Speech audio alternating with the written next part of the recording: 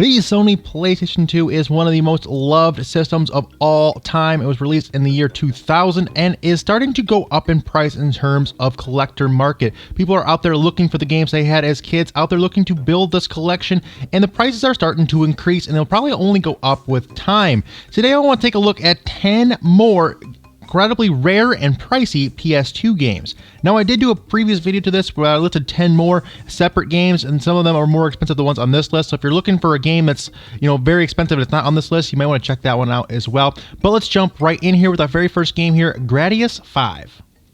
Now, Gradius 5 is, of course, a shoot-'em-up or shmup, and it's, of course, done by Konami, but this was actually under contract by Treasure, who have also made previous awesome shmups called Radiant Silvergun and Ikaruga, some of the best of all time.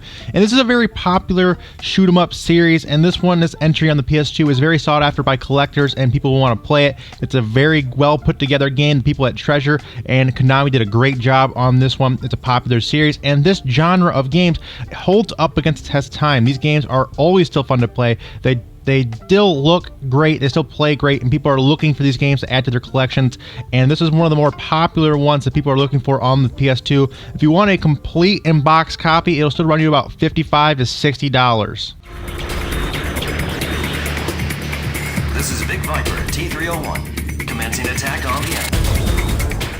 Next up is an oddity game that is really sought after, and that is Samurai Western, an incredibly well-designed game, one that blends these genres of hack and slash with Wild Wild West shoot-'em-ups, and it's amazing. Like I said, it takes these two kind of separate things with these gunplay, but you're playing as a swordsman, and it's just seems out of place with this Western background. It's a great, great game, and it's really sought after by collectors for its replayability, its awesome sound and set design, and it's really great boss battles. This game is one that I really was looking for the longest time before I could find my hands on it, and I'm glad I did back then, because these days the price has gone up a little bit. It's now going for about $75 to $85 for a complete in-box copy. This is, of course, an Atlas published game in the United States, and we know that they were notorious for doing small print runs. So it is, like I said, a harder game to find, and you won't see it in the wild very often, so if you do, make sure to pick it up. Next up is 2005's release, MS Saga A New Dawn. Now, if you're unfamiliar with this, the MS stands for Mobile Suit, as in Gundams, and this is a full-blown JRPG based in the Gundam universe, and it's absolutely amazing. If you're a fan of Gundams, and if you're a fan of JRPGs, much like Final Fantasy is what it plays like, a turn-based strategy RPG here, and if you love the Gundams, this is a perfect game for you. It's got a very gripping storyline separate to any of the actual series, as far as I'm concerned. It follows a completely new plot line here, and it's got a cool little art style here. I love the little chibi kind of looking Gundams, and it's very in-depth, and it's got a lot of grinding in it, but it's got some awesome boss battles. As you guys can see here, got some amazing gameplay elements. Anyway, as you can imagine, anything that's JRPG, Gundam, and old school is sought after by collectors, and this is no exception. A copy of this for a complete in-box one will run you about $75 to $85, and it's a really sought after game, and it's really one that's worth checking out if you guys can get your hands on it.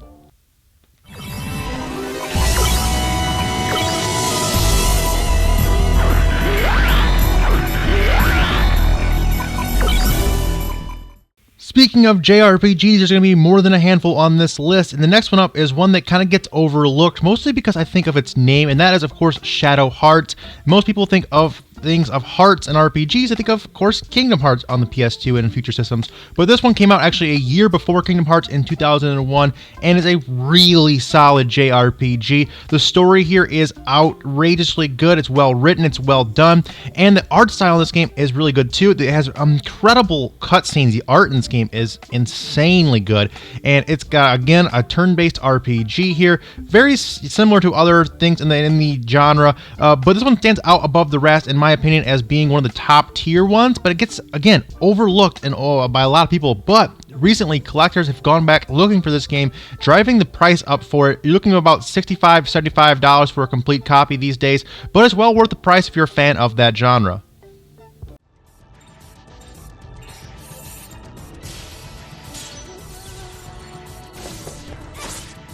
Next up is one of the strangest, most out there games I've ever played, and it's really, really cool though. But this is called Guitar Man, or Guitar Man. I'm not really sure how you pronounce it. Anyway, it's this odd combination of rhythm game like Guitar Hero with like a fighting system built into it. It's over the top, wacky Japanese, but it's got a really cool soundtrack of mixtures from rock and roll to like electro to like Japanese pop, all kinds of really cool mixture of musics here. And like I said, the gameplay is unique, it's fun, it's engaging. And this was out before like Guitar Hero. This was out before Rock Band. This came out in 2001. So this is like a precursor to those games, and it's really well done, and it's so much fun. This game is never come out on any other system besides, I think there was a PS Vita version of it, or a PSP version of it. But other than that, this is the only game in the series that I'm aware of, and it's outstanding. It's really sought after by collectors these days because it's just so much fun. There's nothing out there like it, and a complete copy runs about $65, $75, and it's well worth the price if you're looking for it, because it is just, like I said, so much fun.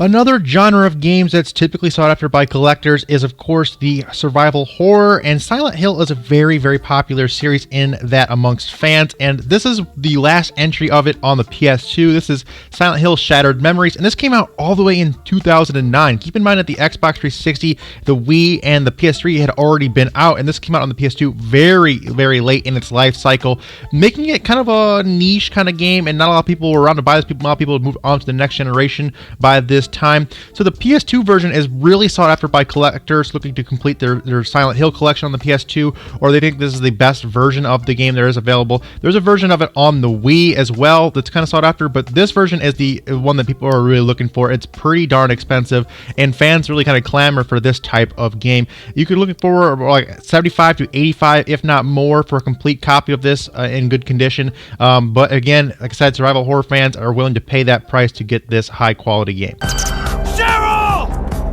Maybe I didn't treat you quite as good. Next up, we have another JRP that is again a late release in the PS2's life cycle. This is Monokamiya 2, and this came out in 2008. And again, a smaller published run of this was ever produced. It also does come with, if you get the full set of it, it comes with a giant book. It has a really cool collector's edition as well, but just a standard copy is also sought after by gamers, as it's such a well put together, stylized RPG. Again, these things are, the art style is really well done. It's got an engaging storyline. The battle system and party system in this game is also pretty unique to it. It's got some tweaks and stuff you don't see in other RPGs, and it's relatively overall very fun and easy to play. So fans of RPGs and fans of JRPGs are ecstatic to get their hands on something like this, and it plays and looks great, like I said. And a copy of this is getting harder to find these days, especially if you get the complete edition of it. I'll put a picture of that up, what it looks like right now. It comes with like an art book, some other extras, things like that. A copy of that, of complete, will run you well over $80 to $85. You can find a good price on it, maybe a little bit less. But again, smaller print run game like this, harder to find, and it's an RPG, makes it very sought after by collectors. So if you see this one, again, pick it up. Next up is, again, a really obscure low print game called Rad Robot Alchemic Drive. Now, this game is incredibly odd and strange, and of course, like I said, got a small print run. Not a lot of people picked this one up. I believe it was actually a budget title. It came out in 2002, and not a lot of people paid attention to it back then, but it has since gained kind of this cult following as being a hidden gem, and because it was such a small print run of it, it's become very sought after by collectors. Now, the cool thing about this game, as you can see here, is this giant mech battle game, but the way this game controls with the joysticks, and you're actually playing a character separate from the thing, controlling this robot via remote control, and you're actually like using your joysticks as you would like an actual remote control for an RC car or something like that, and it's got this really cool battle system. Anyway, it's, like I said, a hidden gem on the system for sure, and it's driving up in prices lately. It's kind of skyrocketing at this point in time. This game complete will run you about $75 to $100. If you're looking to find a copy for anything cheaper than that, I highly recommend snagging this one, as it's only going to go up from here, and it's really sought after by collectors.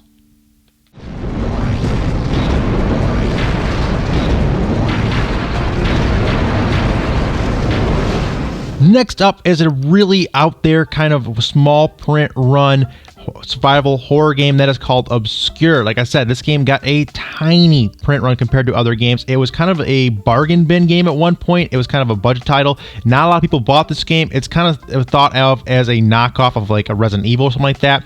But again, it's got its own storyline here. It's got a pretty decent storyline, and it's got some really cool monsters and boss battles as well as some really intriguing puzzle solving in this game. It's got some really good things going for it. And like I said, because of its small print run, because it's a survival horror game, and because it's got a decent storyline, this is really sought after by collectors. This is thought as almost one of the holy grails of PS2 horror collecting, and the copies of this have skyrocketed over the past few years. A complete in-box copy will easily cost you $100 plus, if not more. And if you guys come across this at a Goodwill or something like that, be sure to snag it and pick this one up because you will not regret it.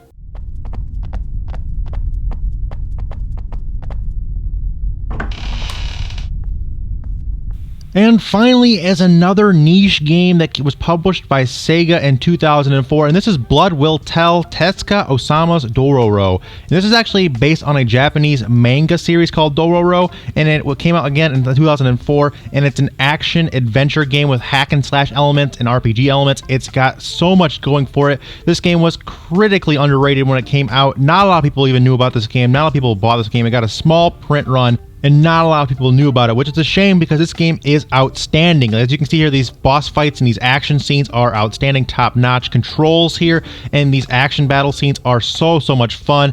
And there's lots of things to do in this game. It's got a lot of depth. It's got a good art style as well. I love this whole samurai sword feel of it. Just absolutely love these kind of hack and slash action adventure games, and this is one of the best ones I've ever played. Because of that, and because of its really low print run and its relatively obscurity, this game has gone up in price dramatically lately. And if you want to add this one to your collection with a complete in-box copy, it'll run you over $150 if you buy it off sites like eBay, or if you find it at a convention, you can probably get a little bit cheaper if you talk someone down. But again, a very pricey game, but one that's pretty damn awesome in my opinion. But anyway, guys, those are just 10 more very awesome and obscure kind of pricier games. These aren't necessarily the rarest. These aren't necessarily the most expensive. These are just some games that I thought I would share with you in case you come across one at a flea market or at a pawn shop and you see one of these games for cheap, or if you're just looking for games to pick up. These are some choices out there that are out there for you. Again, like I said before, I did a previous video to this, so if you're missing games like Kuon or something like that, some games that you're really like, why weren't this on the list? Check out that list. They're on that one, but that's an older list as well, so prices might be out of date. Keep that in mind as well. But thank you guys so much for watching today's video. Hope you guys enjoyed. If you guys could do me a favor, smash that like button, subscribe for more content in your daily sub boxes. But until next time, guys, remember that is always K-Mac time somewhere. Until then, take it easy and peace out. Right in.